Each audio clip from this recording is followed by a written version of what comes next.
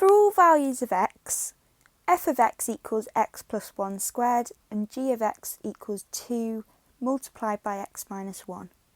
Show that g of f of x equals 2x multiplied by x plus 2. So g of f of x can be rewritten as g brackets f of x. And it can sometimes be easier to look at the functions in this way, as it separates them out. And because we'll always do our brackets first, we'll first work out the value of f of x, and then substitute this into g of x. So we've already been given f of x, and f of x is equal to x plus 1 squared.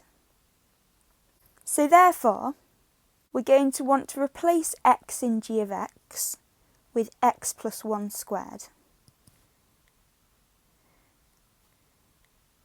And now what this means is we're going to want to replace all of the x's in g of x by x plus 1 squared.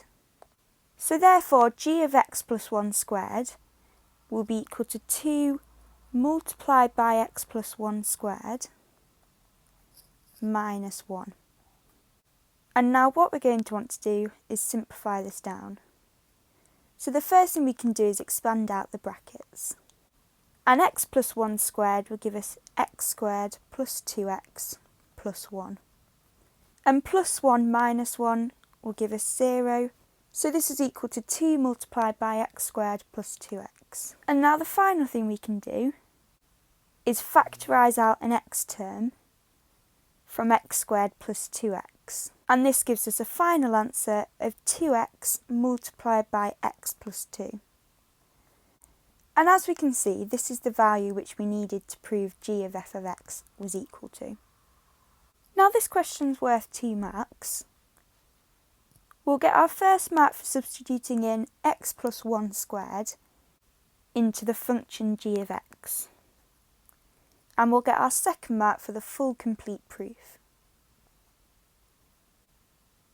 Find g to the negative 1 of 7. So if we take a look at part A of this question, g of x is equal to 2 multiplied by x minus 1.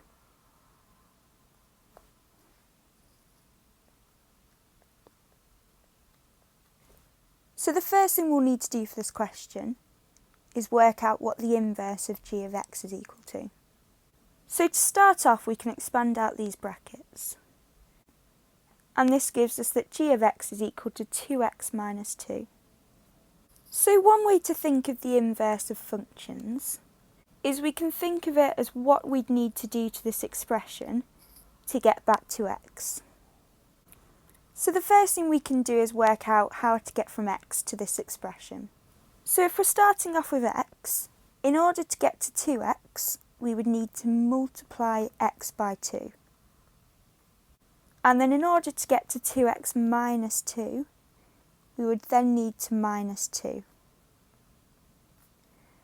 So in order to get the inverse of g of x, what we'll need to do is the exact opposite of this.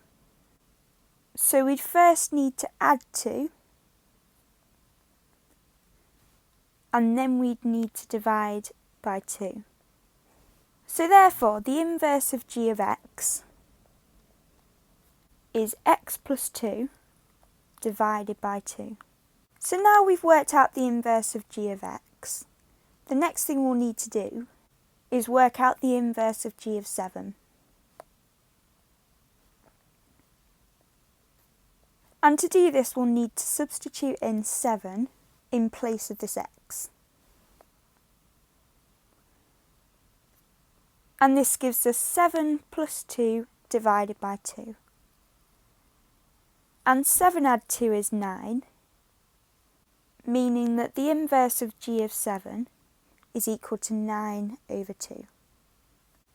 And this is our final answer. Now this question's worth 2 marks.